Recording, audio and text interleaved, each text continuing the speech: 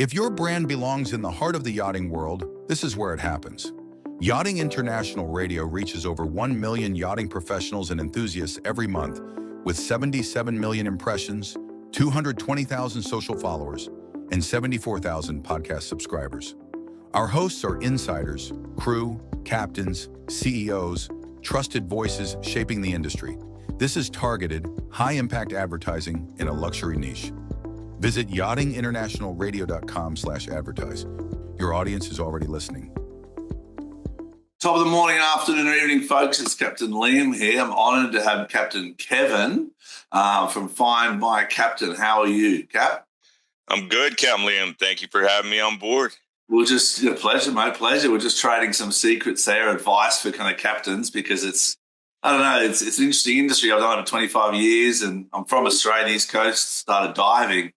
And the more I get into it, the more I look down at these junior crew and junior captains going, you guys are rushing it. You're rushing it. You're missing the point. So what's your kind of take on, what's your advice for these crew? So advice for the crew, it's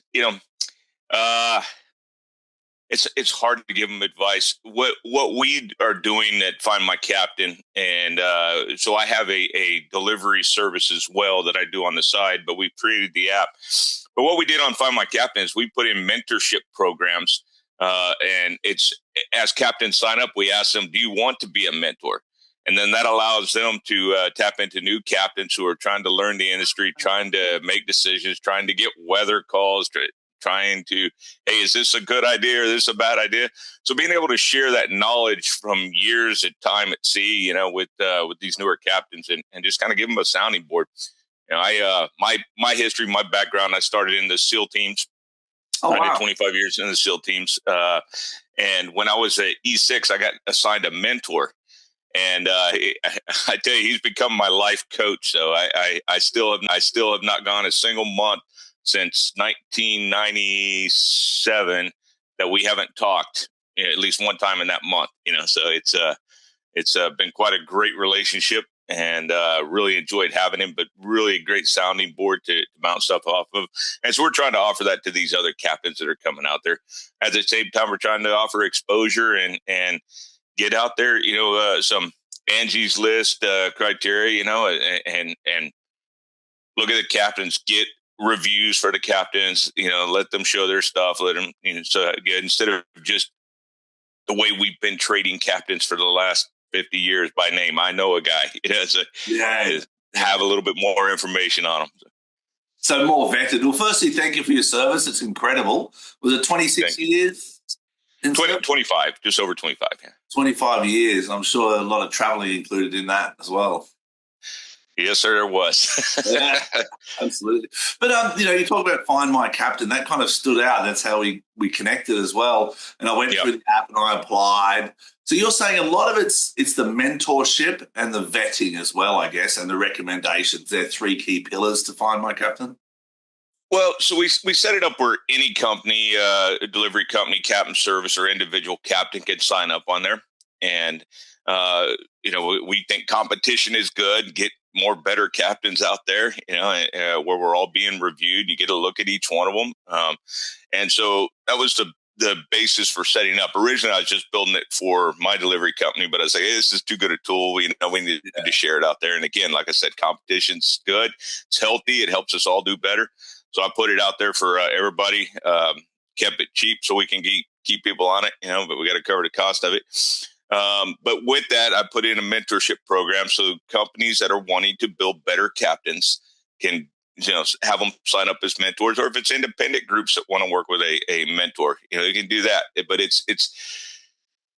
I always kind of sought out a mentor after I got assigned one and realized the value of them. So even when I started doing captaining stuff full time, I found another mentor, and it was great having him teaching me being able to ask questions, short side support, that we could chat back with. Hey, I need a weather call on this. This is what I'm thinking. Hey, I wouldn't do that, mate. Do this, so it's been useful, very useful. Okay, but also, I think that what kind of range of vessels are you talking about mostly that use the platform? Well, I mean, currently it's your It's your charter cruising yachts. We're not really trying to get in the super yacht market. They got full cruise. They've got places where they trade. It's that next level down, all the way down to the individual captain selling a 36-foot, sloop somewhere. It's just. I wouldn't say down. I've always got this theory that the smaller the boat, the harder it is to drive. There's a lot of times that is true. You definitely have a lot fewer tools to work with. Yeah, exactly. A lot fewer people. But I think the difference, what I'm already talking to you for a couple of minutes here, the difference that stands out to me is that on these larger yachts, people don't communicate effectively as captains. They don't try and offer mentorships.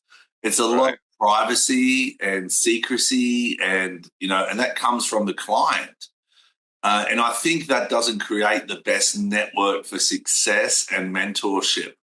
My greatest mentors are either professionals in the industry, not the captains sometimes. And when I was growing up, I had two captains that stood out to me that offered me the mentorship.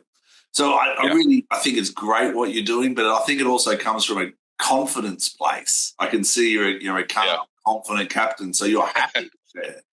I'd love to share. So how do you teach these young people to put ego aside, or older? How do you teach these captains in the industry that don't want to share? They want to hold on to their knowledge and they want to try and think they're the best. How do you what's your advice for them? Because that's where I'm in that space with you. Yeah. It's a tough one, so what we do with my delivery service that we have out there is when we're onboarding not a new captain, but a captain new to us, we require him to do a delivery with one of our assessors, and it's a captain only delivery, no customers on board. And we assess their decision making, how they're doing that. We give them advice. We see how well they take the advice. Try to sit back and watch and just give them little rudder corrections as we go. And if they don't take it, we move on. Appreciate it, but you're not going to be one of our delivery captains. But once they get through that, then we start seeing how they interact with the customer. We'll have them crew with us again for a assisted delivery where we have the customers on board and see how they interact with them and how their decision making is there. And once they pass that threshold, then we put them right into the mix and start letting them doing deliveries. And it must be exciting for them as well. I remember when I was 18, I got a job in North Queensland, Australia, taking people out to the reef and diving and fishing. And I thought back the other day, that was a good life then. It was so simple. It was such a pleasure. Yeah. You see the joy in these young captains when they get their kind of first or second or third delivery, it's the same feeling when you're older, but it's just a bit more numbed, I guess, because we've done it. Yeah, no, you definitely see it, and we've got a couple of younger captains that we've recently brought on, and it's fun to watch them and see their growth and their decision making process. Just having some good mentorship, not taking risk, and it's just trying to think things out and do things best. It doesn't mean they don't make mistakes; just don't make critical mistakes, right? Yeah. Well, you said the decision making process. It is. I don't know. I think, the maritime sector where, I'm not saying we're rocket scientists, far from it, but I think we do value that structure and the routines of, okay, check the weather, make a good decision on that, check the systems on board, make good decisions on that, communicate effectively with the owner. I think they're some of the keys to success that I've seen. Wherever you see failures, is it seamanship? Is it communication? Where do you see the growth areas? It's I'm challenging to answer that one because a lot of stuff that I've seen is I'll share with you. I had a insurance broker who became a good friend of mine, and he would call me up every week because he had another captain story to tell me of a captain abandonment or a captain, an insurance company required a captain for a 50-hour assessment. And the captain come on board with a handle of Jack Daniels and go into one of the berths and stay there until they dock the boat again and then get off. It's that's crazy. I can't believe it. So there's a lot of room for improvement across the industry. I'm not trying to say all captains are like that. There's some great captains out there. And for every great captain, there's two that aren't so great. Right? So there's a lot of room for growth, professionalism, and I think really what it is how we trade captains right now. It's all on. I know a guy. This. There's no place where you can go reference the individual. You can review, see what their history is, see what their training is, see what they've done in life, and that's what we're trying to create with Find My Captain, is a place that you can go do that. You can look at have a personal relationship with your captain before you put him on your asset to take it somewhere. Yeah, and that's what I think people forget. People think these boats are just, out there for fun and they're not too serious, but they're assets and they're worth a lot of money, $1, $2, $3 million Yes. minimum most of these days. The risk factors are there. So you mentioned insurance companies. Do they play a big part in that, in the approval process of captains? I know every time I join a platform, I don't change the yachts or deliver the yachts. I stay on one for like 3 years. So I develop a very good relationship with insurance companies, and we have to do a thing of statement of no loss. Right. On deliveries, do you have that same relationship? Do you still have to contact insurance company and send certificates? Yeah. So it's the industry typically on the delivery captain side in the past typically hasn't had insured captains. So typically what the captains will do is they go on the owner's insurance. So you provide your CV and information. They usually want your driver's license as well to see if you're an at-risk driver, because that shows that you might be an at-risk captain, right? So those are kind of the things that they look at for that. So we have a maritime CV that do, but I feel that it's more important that the captains have insurance, and that's even on our platform on Find My Captain. We offer Find My Captain 360 insurance, where we partnered with an insurance company called 360 to be able to get individual captains insurances as well. It protects the captain and it helps the client, so we still go on the customer's insurance, but it's supplemental if something happens. You've got some, and it's relatively cheap insurance too. So we're really happy that we were able to get that on there, and we've got captains signing up for that. Yeah, that's a big one. I never actually knew that you could have individual insurance that covers the third party and different decisions. I think that's a great platform. We talked a little bit about kind of training and the need to improve training and the challenges they face. Looking forward a bit though, you and I, I've been told I've got a face for radio, but I keep putting myself out there. Because my role at this stage in my career is, to be honest, it's to help others. Same as you Find My Captain. There's a give back phase in your lifespan or your career where you realize, 26 years of service for yourself. It's like, okay, there's a give back. For me, 25 years in yachting, just traveling beautiful countries. And I see people join an industry, whether it's young captains or crew, that bright-eyed, bushy-tailed, but they really have no idea until the 5th year when it starts to get tough. And then they either bounce and go back home, or they try and stick it out, but they still don't have a solid plan. But going into social media, because it's an important part of it, there's positives with it, but there's huge negatives in terms of liability in our industry. That's my concern with social media. What's your concern when you have these young captains? Because I think there's a captain in Miami on a charter boat that's just blown up, and he does all the social media stuff. And I'm like, good, mate, but just slow down a bit, because you're rushing around the boat and there's accidents going to happen in that space, Right. It's challenging. Social media makes everything in life challenging. Everything you do is now recorded. It's documented. It's history. So, it's one of those things we say in the SEAL teams is doing the right thing when nobody's looking. So that's the key to success in social media, is just continue to do the right thing. Don't slip. Yeah, I had this discussion with my son the other day that the story of the two wolves or the two angels. Which one, which one is going to win? Well, it's the one you feed. It's just make good decisions, son. Just put it in two baskets. Is it a good decision or a bad decision? And keep feeding that decision. Yeah. Sorry, go ahead. No, go on, please. I was just saying, it really comes down to, and so after my time in the SEAL teams, I went into private equity in the oil field did that for almost 10 years and built oil field service companies. And one of the things, the space that we took on was well servicing, which was kind considered probably the hardest space to get into as far as being able to make positive change and improve the personnel that are in there. Because they want the margin so small. That's the profit. You're eating into the profit, you know? yeah. Well, you're eating into the profit, and it's they say it's a low band to entry, but really when you start breaking down the programs, it's like it's not a low band to entry. That's just the way we've treated it. We don't give them the quality, but some of it was earned too, because these guys run around like cowboys, and they're hurting each other all the time, and so I spent 10 years there. We created the safest well servicing company in history. I ran operations in our Oklahoma operation for a year. Took our Oklahoma group there, who had never gone a month without an injury, and they went 365 days and 11 hours without hurting somebody. Hurt somebody. They all felt so bad about it. They gathered together as leaders, crew chiefs on the cruise, and they went another 6 years without hurting a person. Unheard of.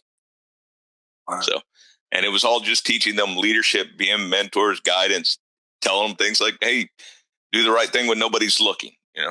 Do not take any undue risk. Always take a step back. We get time.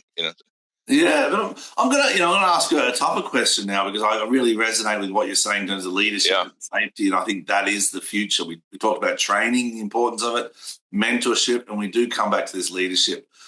We go through high stressful situations. I've been to different ports in the world, and the wind's blowing, and I'm like, oh, how am I going to do this one? Well, you're at an anchor and you got to lift the anchor, or there's 1,000 scenarios in our business that the safety factor is increased and the risk is increased. How do you stay calm in those situations? What's your advice from your SEAL experience, or from your life experience, or from that experience of safety? Well, the key to being a good, effective leader is being calm, right? I mean, you have to force yourself to stay calm, even in those situations that, inside you're exploding, but you can't let that out. You've got to be able to maintain calm so you can properly communicate with the people around you.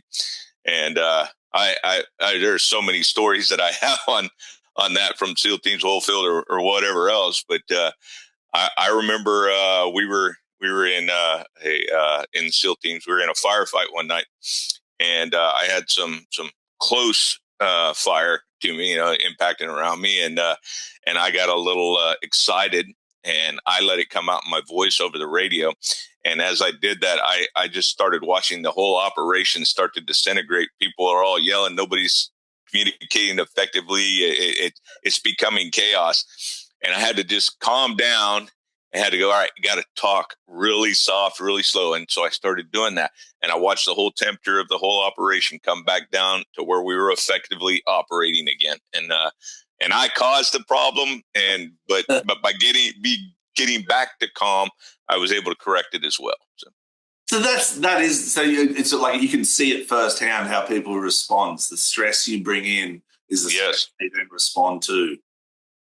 I don't know. For me, I feel like I realized I was thinking I was going to be a captain when I was younger. We had some dive situations that were pretty dramatic out on the reef, and long story short, the worse the situation gets, the calmer for some reason I became, and I feel my heart rate slow down, and I'd subconsciously just mentally go, "Cool, no problem. These are the steps. Let's take it easy, relax, people. Slow it down. Just slow it down a second. Let's just go through this." Never rush into a disaster. Yeah, that's good advice, actually. Never rush. And that's when I realized, maybe I should work in these, I love the ocean, obviously, of course, but what a wonderful opportunity to speak to you about things. And how many captains now in the fleet of Find My Captain? So we've been working on this for 3 years. We tried to roll it out 2 years ago at Annapolis, and the software guys just weren't ready, didn't get it ready. And so we had a little failure to launch there. We were trying for Annapolis this year, weren't ready again, but we got it ready for Miami. So Miami is kind of our test bed rollout that we were doing for the Miami Boat Show. We didn't get a booth because we weren't ready enough. So, but now that we've crossed that threshold, we're signing people up. We've got about 30 captains onboarded now on the program.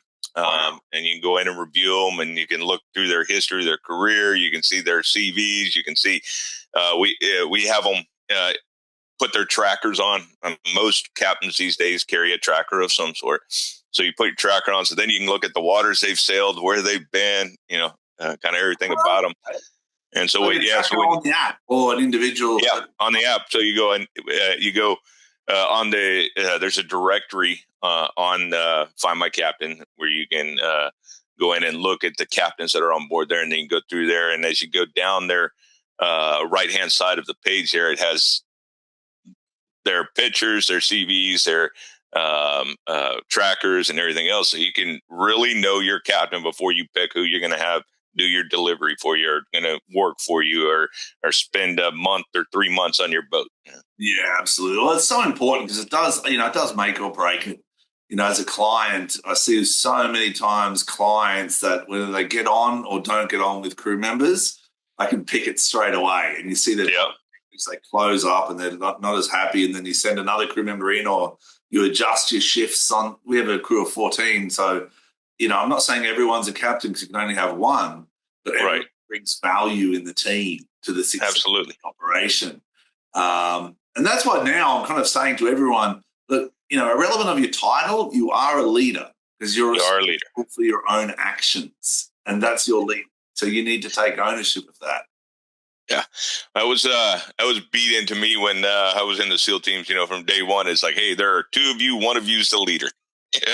There's always a leader. Yeah, there's always a leader. Exactly. Even if you're leading your own self, you know what I mean? But so your clients would be the owners of the yachts, the brokers, the managers, and charter companies too. We supply captains to some of the charter fleets out there, and we want to do more of that. We want to present that opportunity more out there for them. They're always looking for good captains, and they struggle to do that. They look in local, but you can go on Find My Captain. You need a sailing instructor to run, what we call trifecta ASA courses. So in Belize, right? Yeah. So you can find that guy and you can negotiate directly with him. Hey, I'd like to bring you on. What's your rate? Hey, this is what we'll pay, whatever, and bring them on directly. And those guys go down there for 3 months or for the season, and they do charters for them. And again, the charter company gets to look at them and go, hey, this is a guy who I want. He's got plenty of charter experience, got good ratings from the customers. It's a guy I want on the charter. And charter captains are special guys. I mean, not everybody can do that. It's some guys are great delivery captains, and some guys are great charter captains. Yeah, it is a big difference, actually. I look at my life. I'm like, what do I love? I love going to sea. Like, I really love just getting out there, got a passage, cross the Atlantic. I did the Northwest Passage once on the north. Nice. Had a client on board that joined in Boston and wanted to circumnavigate North America on a yacht. Oh, wow. Yeah. I was like, this is a big one. So it was like 7 months and left Fort Lauderdale, Boston, all the way Greenland and all the way across Canada. And anyway, but the point of that is that's where you need to know your captain, because the clients are so long. And you need to know yourself saying, what do I actually enjoy? What am I comfortable with? Right. There's a difference. We try. I hate to say it, but there's some people that are out there, and it's all about the cost, right? And so it's a great place for younger captains with mentors to get started. They don't draw the same rates, but it gives people an economic opportunity, or you can go for the value proposition. All depending on what your asset is and how important it is to you in life. And so, but it also gives the captains a chance too. Right now it's just, hey, I know a guy. Yeah, and that's the worst as well. Sometimes I think that's the worst situations when people recommend someone, and most times it's the person that's out of a job that you're trying to help, but that doesn't mean they're the best person. You know what I mean? Right. Yeah. So it's a tough situation. In terms of, I'm familiar with international standards and business and contracts, seafarer employment agreements. In America, can you take me through as a young captain? I know W-2s and all that kind of stuff, would you advise them to set up their own company nice and early? Or how do these young captains take those steps into becoming a captain? Do your licenses, sign up for your 365 insurance? Sign up for your insurance. I think the biggest key is getting started correctly, right? So when I say that a young captain just getting started probably doesn't need to start his own company and go out and start doing deliveries. Some can do it and will be great at it, but I would encourage them to go with a group, go work with a mentor.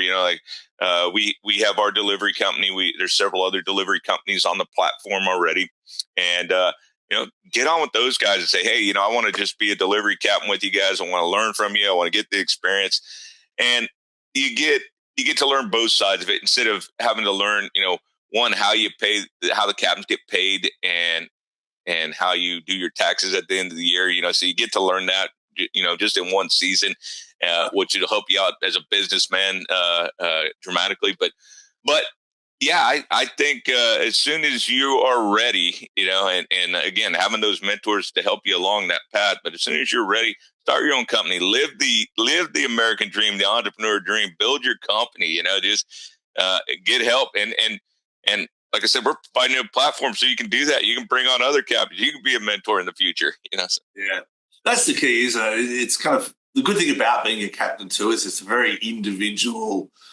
success or failure. You're not working in corporations usually. You're independent captains.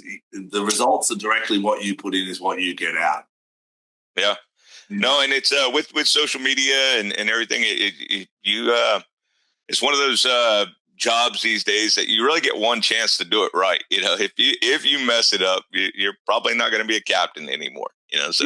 So take the time, learn from the right people, get a good mentor, and base it on a good mentor.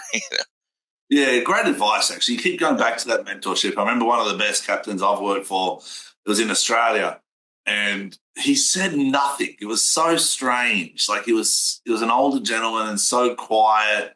But the messages he would give through being so calm always and listening, and the decisions he would make would just be. And I talk a bit too much. I have too much coffee a lot of times. I get a bit excited, but I'm like, okay, my goal is to say less, do more without saying it. What was that analogy you used? Do more with less, or what was it back there from the SEALs? What you're not seen doing? Well, I'm sorry?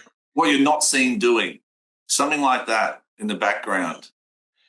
I don't even remember what I said. You're like, no, it was like do the work in the background, or words to that effect. And that's the relative bit to social media. People capture these moments for 1 minute, and it's like they want it to go viral and engage, but it's not that 1 minute that matters. It's the 6 o'clock in the morning or 5 o'clock in the morning when you're shamming the boat and you're scrubbing it, or you're checking the weather, or you're checking your fuel, or you're looking at your Raycor filters, and you're making sure, that they're important things to me, what's not seen. Yep. No, agreed. It's great. It's but I mean, what an awesome life though. I mean, you got to go out and live on the sea. You work for people, but you make your own plans most of the time, and you live in austere locations. You get to lead people, and you get to make decisions. It's a really cool lifestyle. I think so, mate. I think so. My kids always say, I'm off to work, son, and I'm traveling around the world or going somewhere. And he's like, Dad, that's not work. I'm like, well, that's the good decision I made years ago. I chose something that I actually enjoy. And I'm very blessed that it's worked out, and it's fortunate. And the owners that I've worked with have been wonderful, and the people around me. And like you're saying, that mentorship, and the older I get, the more I kind of almost lean still into that mentorship. You're saying you still speak to that gentleman every month. And like the other day, I spoke to 3 people, and each of their advice was different. But that's okay. That's what you want. Yes. You want someone different than your own perspective to have another view at what is right or wrong. Yeah, absolutely. As soon as you think you're the smartest person on earth, you're on your way down. That's I love mentors. I'm always looking for a new one too. Not to replace anybody, but to gain more experience, more knowledge, more learning, more understanding. As I'm going into this new world of technology and developing apps and putting them together. I could have used a better mentor than what I have now. I've got a good one now, but first couple of years, I screwed it up pretty good. So I'm pretty happy where we're at now and where we're going, and I'm looking for more and better mentors. Yeah, well, that's why for me this Captain's Chat series, I kind of started it because I realize there's not many people out there that have honest, open, conversations, and you don't know where the conversation goes. And I really love this industry, and whether it's managers or captains or crew or whoever it is, everyone's got a story. And if you can listen to all these stories and put a little bit of it together, you're going to be a better human being. Agreed. Let's jump back into the nuts and bolts of it in a sense. Engineering. Right. I've worked with my engineer for, I think it's 11 years now. And him and I, we have some not heated conversations, but let's say, interesting conversations because we come from two different angles of the maritime sector. But as captains on the smaller vessels, how important is it that they do have good engineering knowledge, and should they go and do a course alongside a captain's course? Because that was my background. As a young fisherman, as a young diver, I would do engineering courses, captain's course, engineering courses, captain's course. So I got what a fuel filter is. I got how to change. Well, a lot of times when you're doing assisted deliveries, you're it. So you have a client and their family on board. They're all willing to take watches and do everything else, and they just want a captain to help them. But they may or may not have the engineering background. So you become it, and through your knowledge and what you've done, it will make you successful or not. And so I absolutely agree. You need to do engineering courses. You need to learn the mechanics of the engine. You need to be able to not be a mechanic, but be able to make those repairs that keep the boat operational to get you where you need to go.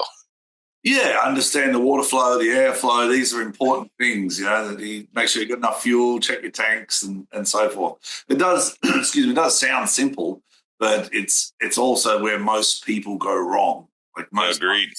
I've seen it's either an engineering issue that affects the success of the delivery or the charter, or it's a decision-making issue where they left too early or too late or got the timing wrong and then ended up entering a bar at night when it was windy and ended up like that boat in Bahamas on the beach, Yeah. Or just forgetting to bring a spare Raycor filter. Something that simple. But yeah. All right, well, I'm gonna head off. I'm gonna go over to Dominican Republic right now. They've asked me to speak to a group of younger captains that are, learning in industry and want to try and understand a bit more about the luxury market. There's 5 modules I'm doing: the yacht, the owner, the crew, the service, the future. In the future, how do you look down the line of this industry? I mean, marinas are there's not many more marinas being built. There's many more boats being built. Do you see more of a demand then for quality captains, and that's why your network is starting to grow? I think there's absolutely a demand for more quality captains out there. There is talking to the insurance brokers and really getting in with them, the ones that work in the maritime industry. They'll tell you stories every day of captain abandonment, captain negligence, captain and just terrible story, running aground, this, that, or the other. And it's crazy that the odds of having a good delivery is about 60 to 65%. What I've been able to calculate out. That's barely better than a coin toss, right? Yeah. So, well, sorry, back up just a little bit to the odds of a good captain, the 65%. Yeah, about 65% chance that your delivery is going to go well. Last year we recovered 4 boats that had been run aground at different places, taken in, got repaired, and then they needed to get them back. And then the economic proposition for the owners became a value proposition. I need captains who can get this boat there, right? And so, and it's unfortunate that it goes that way sometimes, but but being able to have a good captain, just being able to find those. And so the industry needs it. We need it. The boat owners need it. It's, well, I know I think it's a necessity. Find my captain. Yes. That's Find my captain. Yeah. So you've got a website, you got Instagram. Yes. Yep. We're on Facebook, Instagram, website. Find my captain. All the captains connect to their own social media from there as well, where they'll post their ads out through social media. They can put pictures out and videos and whatever through their social media, link back, so you can go from their social media to find my captain, or vice versa, to review and hate to say, but almost date your captain before you put them on your boat. Oh, absolutely, mate. Engage before you're married, because once they're on board and you're 12 miles out to sea and something doesn't sound right or feel right, it's not the time to learn who they are. Right. It's the wrong time to learn who they are, because it does ruin the trip. But I really appreciate your time. I can't thank you enough for it. I'm very grateful for what you're doing for the industry and for the young captains too. And where's the furthest reach you think you'll get? And I think we'll touch base in a year and see where you are in terms of the captains that are signing up. I mean, I signed up. I'm from Australia. Yeah, no, I built it. I didn't start out building it, but I built it, developed it as a global business, so that anybody can use it in the industry. It's the search features work around the globe. So it's now just getting it out there and getting people on it and using it, and getting feedback from them so I can continue to improve it, make it better, and give back to the community what they need with the application. So right now it's a web-based app. When we get all the bugs worked out of it, we're going to put it on the App Store, and so people can download it, make it easier to get on, and it's all exciting time. So we're excited to do it, ready to do it. A few other people trying similar things out there, but I think they missed a mark on some of it. We have the full life of a captain in there, so you can do local services and learn your trade before you start doing deliveries. You can work with bigger companies and who knows. And when we get feedback, I've had a couple of the super yacht captains are like, hey, I need to take a break from leading, the crew for a while. I just want to go do deliveries. So we got a couple of those guys on there too. Cool. So it's a good exchange, interchange, and so I'm excited about it, and I'm excited to make it better. I know it's not perfect yet, and probably never will be, but can't let perfection get in the way of execution. So we're going to start moving. Mate, progress is all about moving forward with something. Sometimes it doesn't matter as long as you just keep that momentum. All right, buddy. Be safe, be blessed. Thank you for your time, and safe seas to you and all those fellow captains out there.